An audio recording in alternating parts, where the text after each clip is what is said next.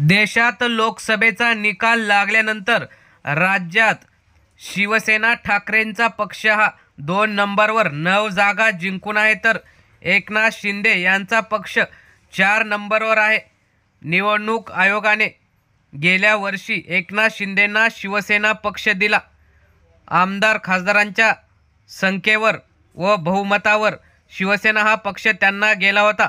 मात्र आता एक महत्त्वाची चर्चा सुरू आहे. ठाकरेंच्या पक्षाने शिंदेंपेक्षा जास्त खासदार निवडून आले, त्यामुळे जसं शिंदेंना आमदार खासदारांच्या संख्येवर पक्ष दिला होता, तसंच आता उद्धव ठाकरेंना आपला गेलेला पक्ष खासदारांच्या बहुमतावर मिळणार असा दावा अनेक राजकीय विश्लेषकांनी केलेला आहे. एकनाथ शिंदे यांच्या पक्षाला लोकसभा 2024 मध्ये एकूण 73 लाख मतं मिळाली, तर उद्धव ठाकरे यांच्या पक्षाला 93 लाख मतं मिळाली आहेत.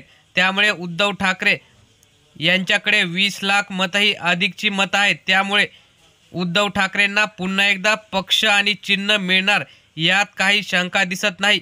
निवडणूक आयोगाच्या म्हणण्यानुसार ज्यांच्याकडे जास्त मतदान झालेलं आहे व खासदार आमदार आहेत त्यांना हा पक्ष मिळू शकतो.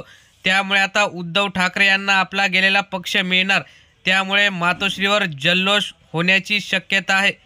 तर मित्रांनो, तुम्हाला काय वाटतं, उद्धव ठाकरेंना पुन्हा पक्ष मिळावा का? आपल्या प्रतिक्रिया कमेंटमध्ये नक्की कळवा.